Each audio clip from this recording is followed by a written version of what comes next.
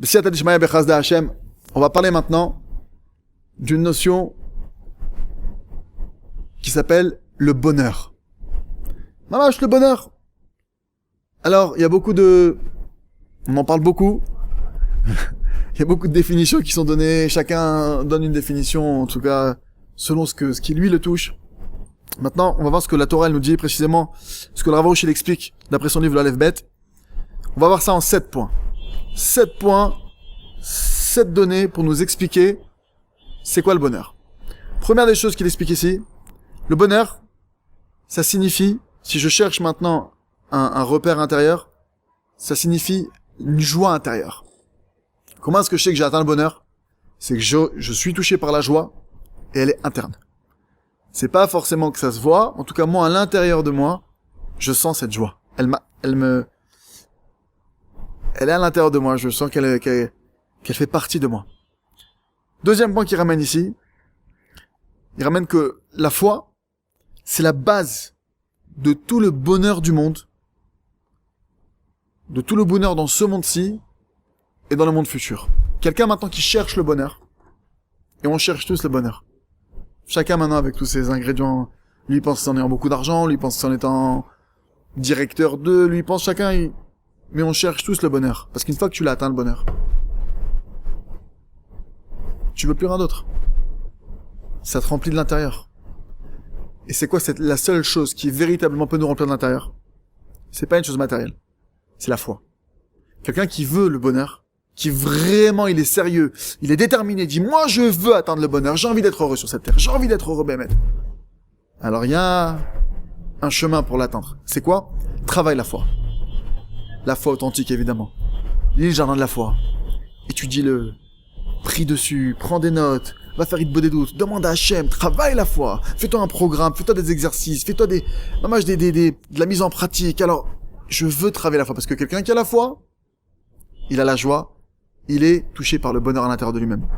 Que ce soit ici-bas, ou que ce soit, Bezrat Hachem, en temps et en heure, à 120 ans, dans le monde futur.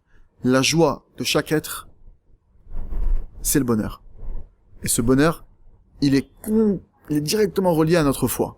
Donc plus je travaille la foi, plus je suis touché par le bonheur, plus je suis joyeux, plus je suis souriant, plus je suis motivé, etc. Troisième point qui ramène le Rav ici, le bonheur, c'est la conséquence directe de bons traits de caractère.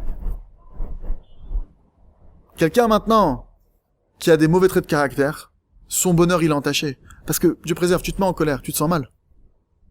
Un être humain normal, il n'est pas heureux de s'être mis en colère. Quelqu'un maintenant qui est rancunier, ce sentiment en lui-même, il a l'antipode du bonheur. C'est un sentiment négatif, c'est un sentiment qui touche à la haine, tous ces sentiments-là. Quand j'ai quelqu'un qui a des mauvais traits de caractère, ça l'empêche de toucher au bonheur. Et les bons traits de caractère, où est-ce qu'ils tirent leurs racines? Dans la foi. Je m'explique. Pourquoi maintenant j'arrive à ne pas me mettre en colère? Parce que je sais que tout vient d'Hachem.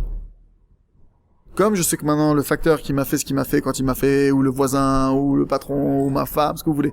Quand j'ai cette pleine conscience que maintenant j'ai cette foi incroyable, cette foi authentique de me dire, d'avoir cette pleine conscience, c'est Hachem qui gère ce monde, c'est Hachem qui gère ma femme, c'est Hachem qui parle au travers de ma femme, tout ce qu'il fait c'est pour mon bien. Il y a un message dans ce qu'il est en train de faire, automatiquement je me mets pas en colère. Pas parce que je suis entre guillemets un tzaddik, non. Pour moi c'est logique, je vais mettre en colère contre ma femme, c'est qu'un microphone ma femme, c'est qu'un haut-parleur de ce qu'Hachem il veut de moi. D'accord? Donc quelqu'un maintenant qui travaille la foi, automatiquement ça redresse ses traits de caractère et donc il peut goûter au bonheur. Quatrième point,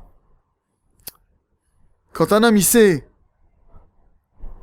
dire à chacun, Ashrecha, heureux sois-tu, qu'il est capable de trouver du bien chez l'autre, qu'il est capable de trouver du bien chez lui-même. Et je précise, quand on dit trouver du bien, c'est pas forcément maintenant dans une situation où le bien est dévoilé, c'est trop facile. Tu vois un type qui fait une action héroïque, tu dis ah c'est bien ce qu'il a fait. C'est pas là où on t'attend. On t'attend, est-ce que t'es capable de trouver du bien dans cette personne maintenant qui t'a manqué de respect? Est-ce que t'es capable de trouver du bien sur toi alors que tu viens de rater une affaire importante? Ou alors que tu viens de rater, t'as pas réussi à tenir ta parole. Évidemment, faut la tenir, mais là t'as pas réussi. T'aurais voulu mais t'as pas réussi. Et tu te sens pas bien de ça. Est-ce que là t'arrives à trouver du bien? Parce que celui qui est capable de faire ça, ça lui amène du bonheur. C'est au passage l'enseignement le plus important, le plus Rabbi Nachman, il a en tout cas vraiment mis l'accent, c'est l'enseignement 282 dans l'Ikouté Moran, où là-bas il a mis en garde tous ses élèves Rabbi Nachman Zatzal de revoir les points positifs. Parce que en cherchant le bien en moi, j'arrive à le trouver chez les autres. En trouvant le bien en moi, je touche au bonheur. Et les gens, quand ils me voient dans un état de bonheur, ils veulent faire comme moi. Et ils me demandent comment j'arrive à ça. Et je peux leur dire, parce que je cherchais le bien qui est en moi. Je cherchais le point positif. Donc voilà, de trouver du bien, d'être capable de trouver du bien chez soi ou chez l'autre, c'est des choses qui amènent du bonheur. 5e point qui ramène ici le Rav. Le bonheur, il dépend d'aucune condition de vie. Ça dépend ni de ta Mercedes, ni de ta villa, ni de ta piscine, ni de ton petit appartement, ni de ta petite taille ou ta grande taille ou ton corps mince. Ça dépend pas de... Le bonheur, il est pas relié à une condition, quelle qu'elle soit. D'accord? Ni à la sagesse, ni à ton métier, ni à ton aspect extérieur, ni à ton bon mariage. Quand je dis ton mariage, tu t'entends bien avec ta femme, là, ah, là, c'est pour moi, c'est ça le bonheur. Ou alors, comment je suis accepté dans la société. Ça dépend pas de tout ça. Ça dépend d'une seule chose. De ta foi.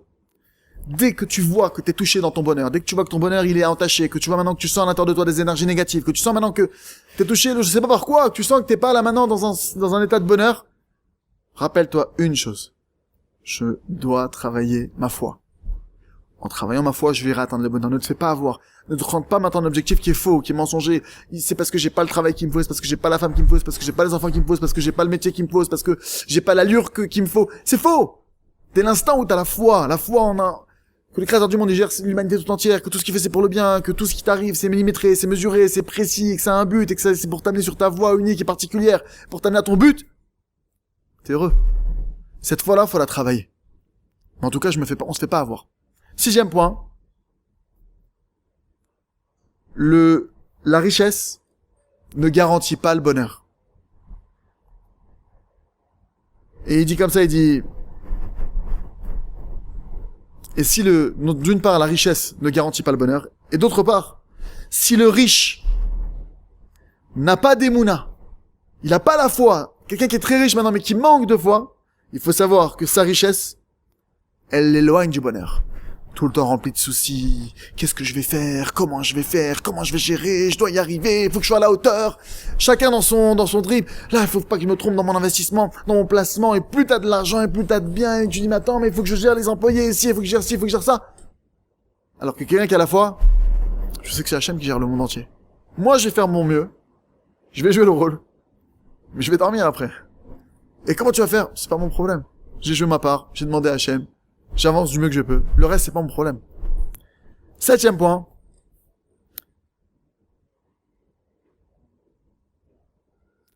Celui qui est heureux, il est encore plus grand que celui qui réussit. Quelqu'un qui est heureux, qui touche au bonheur, il est plus grand que quelqu'un qui a la réussite, qui a le vent dans le dos, comme on dit. Pourquoi? Parce que le bonheur, c'est quelque chose de spirituel. Alors que la réussite, c'est quelque chose de matériel. C'est le Malbim qui nous dit ça. Ça veut dire que le bonheur, comme c'est spirituel, alors c'est quelque chose qui est illimité. Tout ce qui est spirituel est illimité. Ça veut dire que maintenant, le plaisir que tu vas retirer de ça, le bien-être que tu vas retirer de ça, c'est illimité. Tandis que, quelle que soit ta réussite matérielle, il y a un début, il y a une fin. Chazak, Venit Chazak.